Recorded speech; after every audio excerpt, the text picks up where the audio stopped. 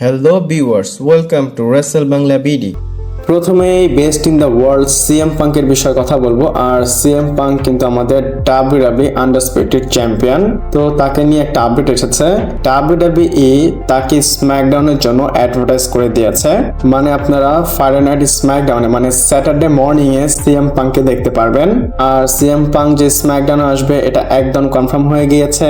আর CM punk যেভাবে comeback করেছে, আমার জানি না কেন যেন এমনটা ফিল হয় যে সিএম পাঙ্ক হিল টার্ন করতে পারে। মানে তার হিল টার্ন সামনে গিয়ে হবেই হবে। আই মিন সে যে এইভাবে আসলো, সে যে রিটার্ন করলো, তারপর এইভাবে স্যামি জানের কাছ থেকে টাইটেলটা ছিনিয়ে নিল, টাইটেল ছিনিয়ে নিয়ে চ্যাম্পিয়ন হয়ে গেল। আমার মনে হয় কোনো না কোনো দিক থেকে ডাউন দ্য রোড এই জিনিস লিড করবে হিল টার্নের দিকে। আমি এখানে কিন্তু গ্যারান্টি দিয়ে বলতেছি না যে হিল টার্ন হবেই হবে, এটা আমার একটা ফিলিং, গাট ফিলিং বলতে পারেন। আই থিঙ্ক এটা পসিবল সিএম পাঙ্কের জন্য।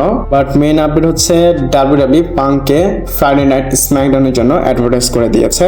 আপনারা ফ্রাইডে নাইট স্ম্যাকডাউনে সিএম পাঙ্কের রোড টু সামার স্ল্যামের যে ডাইরেকশন সেটা দেখতে পারবেন। এমনও হতে পারে সামার স্ল্যামের জন্য কোডি রোডস তাকে ফ্রাইডে নাইট স্ম্যাকডাউনে কনফ্রন্ট করবে। কিন্তু দেখেন কোডিকে অ্যাটাক করেছে গুন্থার, সে কনফ্রন্ট করলে গুন্থারকে করতে পারে। আর যদি সে কনফ্রন্ট করে গুন্থারকে, তাহলে কি গুন্থার এবং কোডি রোডস এর ম্যাচ হবে সামার স্ল্যামে? আবার এমনও পসিবিলিটি আছে র্যান্ডি অর্টন রিটার্ন করতে পারে। আর সে যে রিটার্ন করবে ওই চ্যানেলে কিন্তু আমি ভিডিও আপলোড করে দিয়েছি।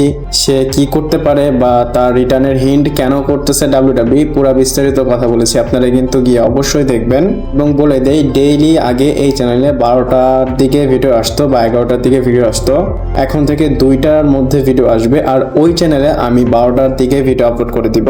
আর ওই চ্যানেলের ভিডিওর কোনো লিমিট নেই, 10-12 মিনিটের ভিডিওই আপলোড হবে। এখন যদি সিএম পাঙ্কের কথা বলি, হতেও পারে সিএম পাঙ্ক রিম্যাচ করতে পারে স্যামি জানের এগেনস্টে। আবার মাল্টিপার্সেল ম্যাচও হতে পারে সিএম পাঙ্ক ভার্সেস স্যামি জান ভার্সেস গুন্থারের মধ্যে বা কোডি রোডসের মধ্যে। আমি যদি আমার কথা বলি, ডাব্লিউডাব্লিউই এটা করতে পারে, সিএম পাঙ্ক ভার্সেস কোডি রোডসের একটা সিঙ্গলস ম্যাচ করাতে পারে। আর এই ম্যাচে কারো না কারো হিল টার্ন যেন হয়, হোক সেটা কোডি রোডসের হিল টার্ন অথবা সিএম পাঙ্কের হিল টার্ন। তারা দুজন ডাব্লিউডাব্লিউতে এসেছে অনেক সময় হয়েছে এবং তারা ডাব্লিউডাব্লিউতে ফেস টার্নে ছিল। আমি চাই কেউ একজন হিল টার্ন করুক। 2022-এ কোডি এসেছিল, 2023-এর লাস্টে সিএম পাঙ্ক এসেছিল। আমি চাই কোডি রোডস হিল টার্ন করুক। Cody Rhodes as a face অনেক সময় হয়ে গিয়েছে, কিন্তু আবার দেখে মনে হয় সিএম পাঙ্কও হিল টার্ন করতে পারে। সে যেভাবে ফিজিক নিয়ে এসেছে, হিল টার্ন করলে তাকে মানাবে। আর অবশ্যই আপনারা স্ম্যাকডাউনটা দেখবেন এবং আমি স্ম্যাকডাউনের ভিডিও নিয়ে আসবো। এরপর কেভিন ওয়েন্সের বিষয়ে কথা বলবো। আর সিএম পাঙ্ক স্যামি জানের কাছ থেকে টাইটেল নিয়েছে, এটার পর অনেক কিছু হয়েছে। তো কেভিন ওয়েন্স এই জিনিসের উপর রিঅ্যাক্ট করেছে। আপনারা বলতে পারেন কেভিন ওয়েন্স ক্রিপ্টিক একটা টুইট করেছে। কেভিন ওয়েন্স এখন কোম্পানি থেকে বাহিরে ইনজুরির কারণে, তার রিটার্ন কবে হবে সেটা এখন আমরা জানি না। কেভিন ওয়েন্স জাস্ট একটা সিম্পল ফটো দিয়েছে। আর এখানে আমরা দেখতে পাচ্ছি এখানে বুগিম্যান আছে। আপনারা যদি এখানে দেখেন, বুগিম্যানের হাতে একটা ক্লক আছে এবং এইখানে দেখা যাচ্ছে 9টা বাজতেছে। এই যে 9, এটা হয়তো ইন্ডিকেট বা সে বোঝাতে চাচ্ছে স্যামি জানের 9 দিনের রেনের বিষয়। মেবি এটা হতেও পারে, আমি শিওর না। আবার এখানে বুগিম্যানের ফেসও আছে, এমনও হতে পারে সে বুগিম্যানের ছবি দিয়ে বোঝাচ্ছে সে খুব তাড়াতাড়ি আসতেছে। এখানে হয়তো সে তার রিটার্নটাকেই টিজ করতেছে। যদি আপনারা দেখেন এই পোস্টটা খুবই ক্রিপ্টিক, আন্দাজ করা যাচ্ছে না, বা আপনারা কেউ গেস করতে পারতেছেন কিনা আমাকে বলতে পারেন। আমার কাছে যতটুকু মনে হয় হয়তো এটা স্যামি জানের সাথে কানেক্টেড আছে। তো 9 আছে, ওই দিক দিয়ে 9 দিনের রেন। আপনাদের কি মনে হয়, সে কি রিটার্নের টিজ করতেছে নাকি স্যামি জানের 9 দিনের রেনের কথা বলতেছে? আমাকে অবশ্যই কমেন্ট করে জানাবেন। এরপর স্যাথ রলিন্সের বিষয়ে কথা বলবো এবং স্যাথ রলিন্সের কন্ট্রাক্টের বিষয়ে কথা বলবো। স্যাথ রলিন্সের যে কন্ট্রাক্ট সেটার বিষয়ে একটা আপডেট এসেছে। আপনাদের আমি বলি স্যাথ রলিন্সের কন্ট্রাক্টের বিষয় কি, মানে আশা বিষয় কি। আপডেটের অ্যাকর্ডিং এ বলা হচ্ছে স্যাথ রলিন্সের যে ডাব্লিউডাব্লিউই ডিল, এটা এখন না, এর পরের বছরও না, এর পরের বছরে ডিলটা শেষ হবে। মানে এখন না, এর পরের বছরও না, এর পরের বছর এক্সপায়ার হবে। আপনারা এখানে দেখতে পাচ্ছেন Seth Rollins current deal with WWE expire around fall 2028। এখানে বোঝা যাচ্ছে স্যাথ রলিন্স ইজিলি 2 বছর ডাব্লিউডাব্লিউতে দিবে। এবং আপনাদের বলে দেই, অনেক সুপারস্টার আছে যারা এই ফাইনাল কন্ট্রাক্টে আছে।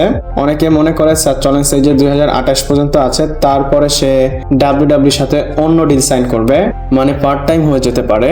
রোমান রেইন্স যেভাবে পার্ট টাইম কন্ট্রাক্ট সাইন করেছে, হয়তো স্যাথ রলিন্স 2028-এর পরে এমন কন্ট্রাক্ট সাইন করতে পারে।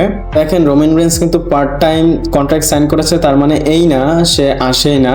সে আসে, ইদানিং সে আসতেছে না।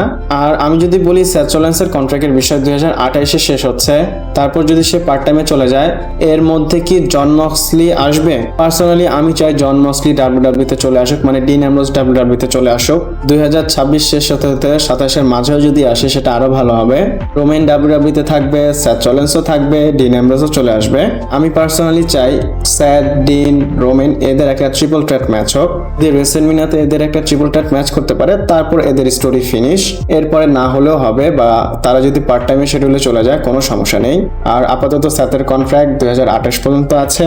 আপনারা যারা সেথ রলিন্সের ফ্যান, আপনাদের জন্য হয়তো খুশির খবর। এরপর কথা বলবো জেউসোর বিষয়।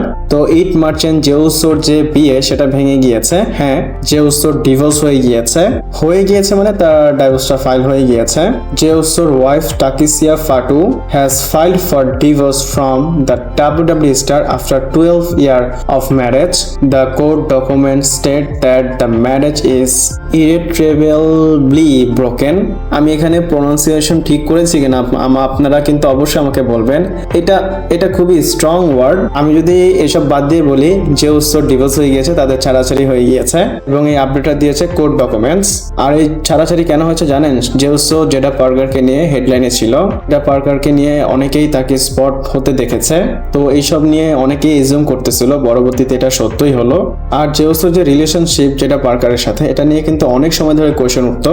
আর এদিক দিয়ে ডিভোর্স ফাইল, ওদিক দিয়ে রিলেশনশিপ, সবকিছু মিলে বোঝাই যাচ্ছে জেউসোর কারণে তার সংসারটা ভেঙে গিয়েছে।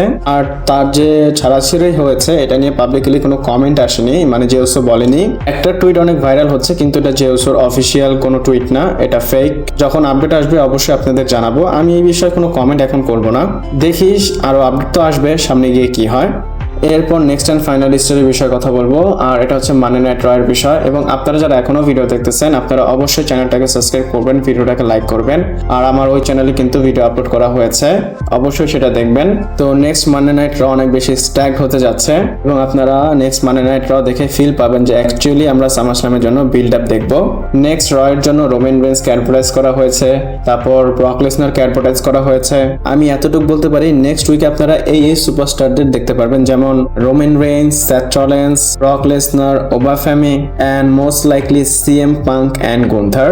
কনফার্ম না যে সিএম পাঙ্ক আসবে, কারণ এই টাইটেল স্ম্যাকডাউনের জন্য, কিন্তু চান্সেস অনেক বেশি, কারণ এখন রোড টু সামারস্ল্যামে আমরা চলে এসেছি।